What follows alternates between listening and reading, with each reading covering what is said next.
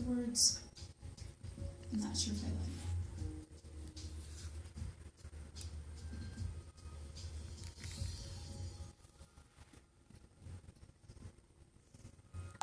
Standing in that closet,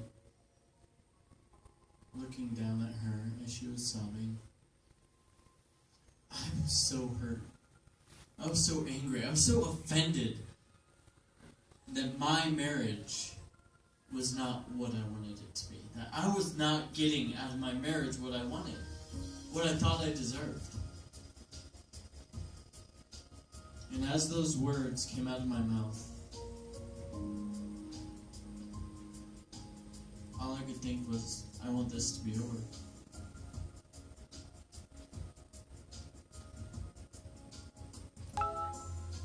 From that day to this, we've learned a few things. Our marriage that day, as we knew it, was over.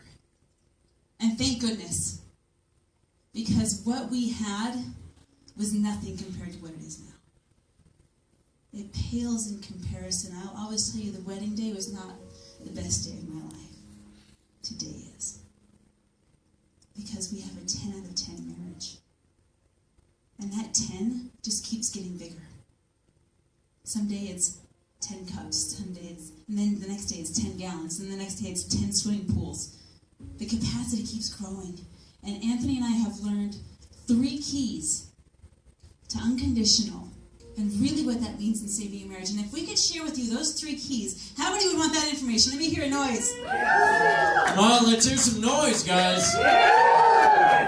Okay, you might want to get out your pens and paper. You might want to start writing these down.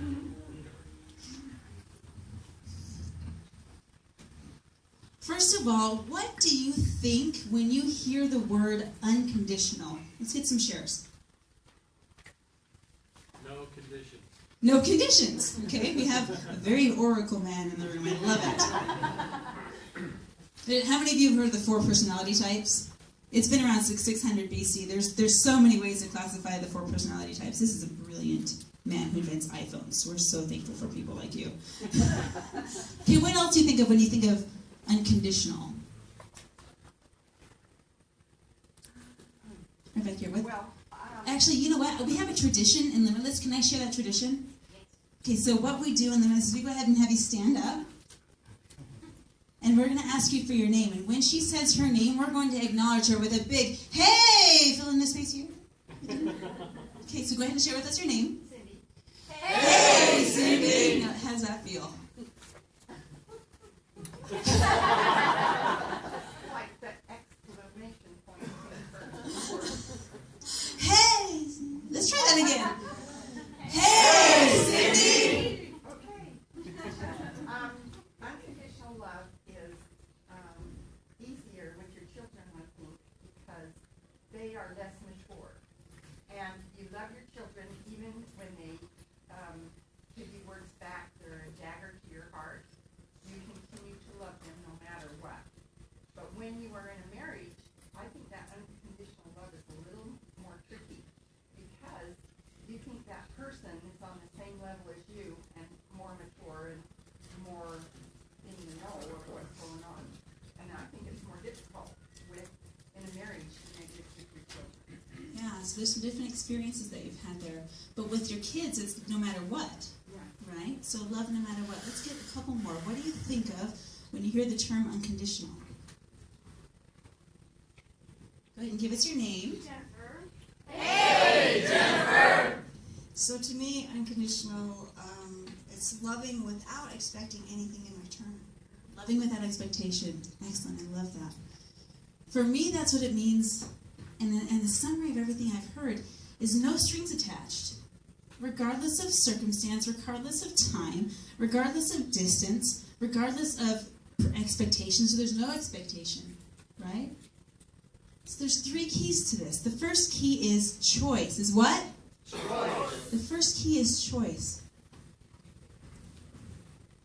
When we were in that dark, dark, dark place, after that moment, we got up and we just went our separate ways physically, so we were out of each other's space, and I got on the phone because I knew I didn't want to live this way forever.